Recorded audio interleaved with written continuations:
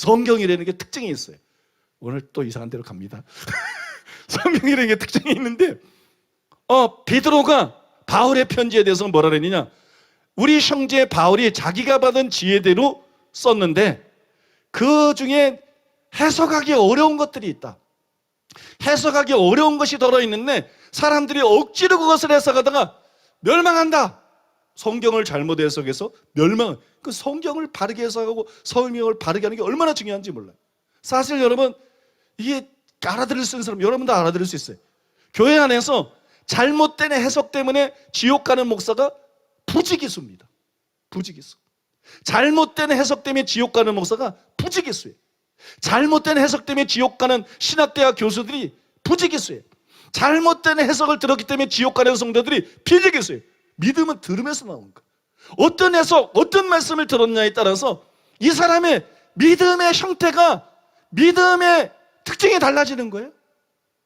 입으로만 주여 주여 하는 사람이 될 것이냐, 행함 있는 삶 믿음이 될 것이냐, 알곡이 될 거냐, 가라지가 될 거냐, 염소가 될 거냐, 양이 될 거냐, 이게 다 달라지는 거예요. 이게 전부 달라지는 거예요. 그렇겠죠, 여러분? 그러니까 말씀을 제대로 분별하는 게 굉장히 중요해요. 그러니까 바울이 받은 계시 중에 어떤 거는 해석하기가 어렵다. 해석을 해야 되는데 해석하는 게 쉽지 않다. 그래서 억지로 해석하다가 어떤 사람 멸망에 이른다. 이 말이 무슨 얘기냐? 바울의 글 중에 어떤 글들은 굉장히 어려워서 해석하기가 어렵지만 바울의 글들 중에 상당수는 쉽게 알 수 있다, 그런 얘기입니다, 여러분. 또 다른 성경들 중에 상당수는 읽으면 쉽게 알 수 있다, 그런 내용입니다. 반드시 원어를 알아야, 반드시 학자가 돼야, 무슨 반드시 막 학문적으로 깊이 연구를 해야, 그래야만 성경을 알 수 있는 거 아니에요. 원어를 알고 학자가 되고 그래도 성경 엉뚱하게 하는 교수들이 지금 천지야, 천지. 교리만 알고 전통만 알고 엉뚱한 걸 원어 가지고 가르치고 엉뚱한 걸 학문적인 능력 가지고 가르치는 천지야. 근데 주일학교 때 나는 회개해야 된다는 거 알았어. 오직 믿음이 아니라는 거 주일학교 때 알았어. 주일학교 때 행함 있는 삶 믿음 가져야 된다는 거 알았어. 주일학교 때 구원받은 사람 버림받을 때는 것도 알았어.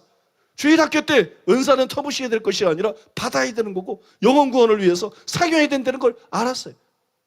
이거는 여러분, 성경의 상당 부분은 보세요. 성경이 누구에게 쓴 거예요?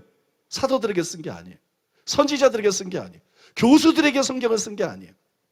성경이 누구한테 쓴 거예요?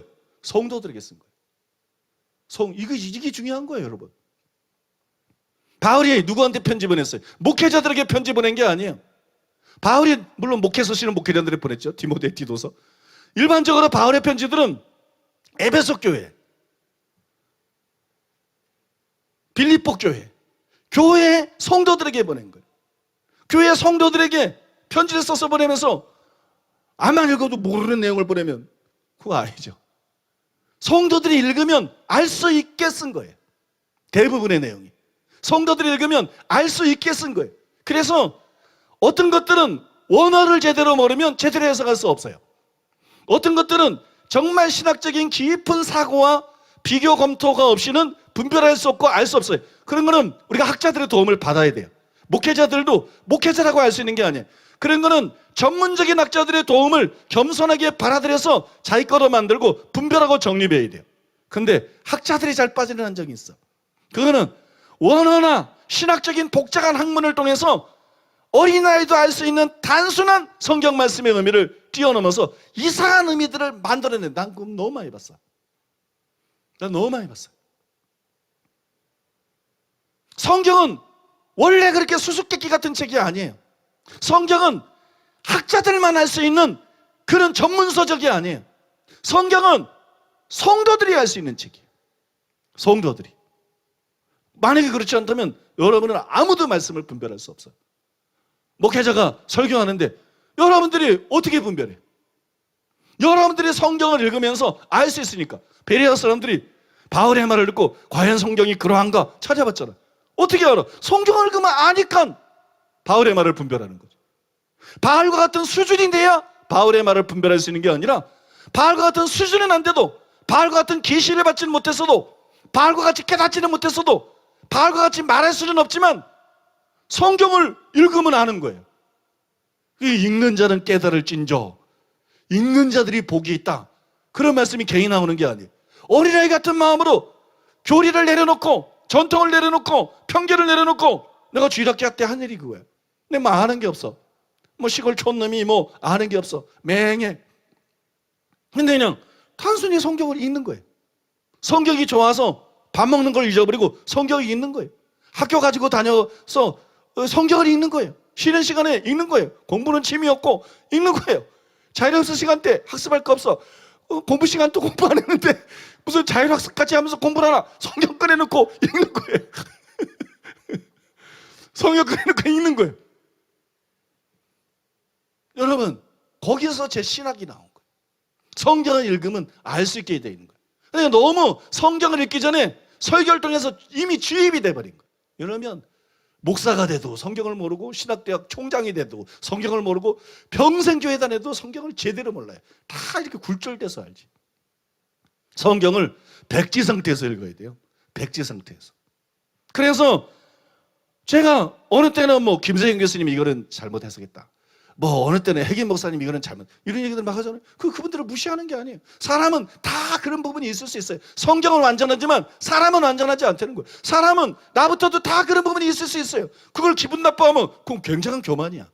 그럼 뭐 세계적인 교수라도 만약에 그게 기분 나쁘면 그 교만을 회개해야 돼. 그건 당연한 거야.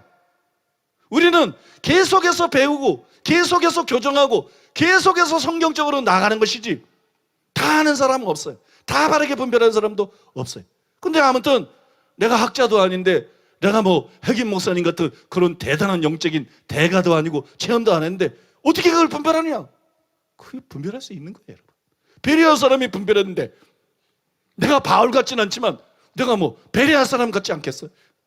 베레아 사람이 바울의 말을 분별했는데 왜 성경을 보면서 김세형 교수를 분별을 못해? 왜 성경을 읽으면서 케네스 에게는 분별을 못해? 왜 성경을 읽으면서 암만 큰 교회 목사든 유명한 목사든 암만 뭐 여러 가지 장점을 가진 목사든 왜 분별을 못해? 성경을 가지고 우리가 분별해야 되고 이건 나도 해야 되는 일이고 이건 여러분도 해야 되는 일이에요. 믿습니까? 여러분이 내 설교를 분별할 수 있어요. 담임 목사님 설교가 맞나 틀리나 분별할 수 있어요. 베레아 사람처럼 성경 가지고 분별할 수 있어요. 그게 가능하니까 성경에 나온 것이고 그게 베레아 성도들이 성공한 일이잖아.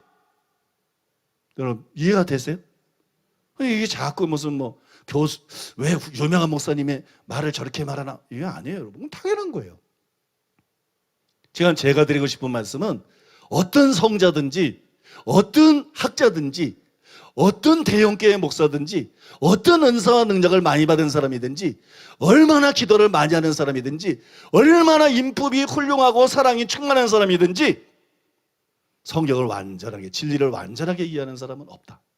완전한 게 없다. 그러니까 상대가 누구든 완전하게 100% 믿고 따라갈 수 있는 사람은 없어요. 저도 마찬가지고 저도 그런 사람이고 아무 100% 믿고 따라갈 사람은 없어요. 근데 성경은 완전하다. 이게 굉장한 발언이라는 걸 말씀드리는 거예요. 이게 성경이 완전한 거 당연하지. 그게 아니라니까. 성경이 완전하다는 거는 희한한 거라니까. 완전한 게 없어. 암만 전문가들, 암만 성인들, 암만 기도 많이 하는 사람들, 암만 성령 충만하고 막 죽은 자를 살리고 뭐 별 사람을 잡아도 하나님의 진리를 완전하게 알고 완전하게 선포하는 사람이 없어요. 근데 성경은 완전하다. 여러분 믿으십니까? 이게 성경의 권위인 거예요. 권위. 절대적인 권위. 성경은 완전하다. 성경은 오류가 없다. 성경은 완벽하다. 시편 12편 6절에 보면 여호와의 말씀은 순결하며 흙 도낙 두관이에 7번 단련한 은 같도다. 은을 도가니에 넣고 한 번만 단련하면 돼. 근데 은을 도가니에 넣고 불을 떼어가지고 7번을 단련해. 그러면 어떻게 되겠어요? 은을 7번을 단련하면 모든 불순물이 완전히 제거되는 거예요. 그리고 순수한 은만 나는 거예요. 이게 하나님의 말씀이다. 이게 하나님의 말씀이다. 이게 성경이다. 내 책도 그렇지 않아. 김세인 교수님 책도 그렇지 않아. 세계 어떤 목사의 책도 그 정도 수준이 아니야. 케네스 에게 목사님 책도 그 정도 수준이 아니야. 근데 성경은 7번 단련한 은처럼 불순물이 전혀 없는 거예요. 인간의 생각, 인간의 잘못된 판단, 착각, 잘못된 해석, 뭐 이단 사설, 이런 것들이 아무것도 없는 거예요. 이거는 여러분 순도 100%의 진리라는 거예요. 순도 100%의 진리다. 이 시편 110편 160절에는 이렇게 또 표현되어 있어요. 주의 말씀의 강령은 진리오니 주의 모든 의로운 규례가 영원하리이다. 주의 말씀의 강령은 진리다. 이 말이 무슨 뜻이에요? 주의 모든 말씀의 강령은 진리오니. 이게 무슨 뜻이에요? 하나님의 말씀은 전부가 진리다. 간단히 말하면 그런 뜻입니다. 하나님의 말씀은 어떤 건 진리고 어떤 건 진리가 아닌 게 아니라 하나님의 말씀은 전체 다가 진리다. 하나님의 말씀은 순전하다. 하나님은 거짓말할 수 없어요. 하나님은 진실한 하나님이에요. 하나님의 말, 근데 성경은 하나님의 말씀이에요. 성경은 다 참이에요. 성경은 거짓이 없어요. 성경은 완전한 진리입니다. 그래서 성경은 절대적인 권위를 갖고 있는 책이에요. 여러분, 성경의 절대적인 권위를 믿으시기 바랍니다.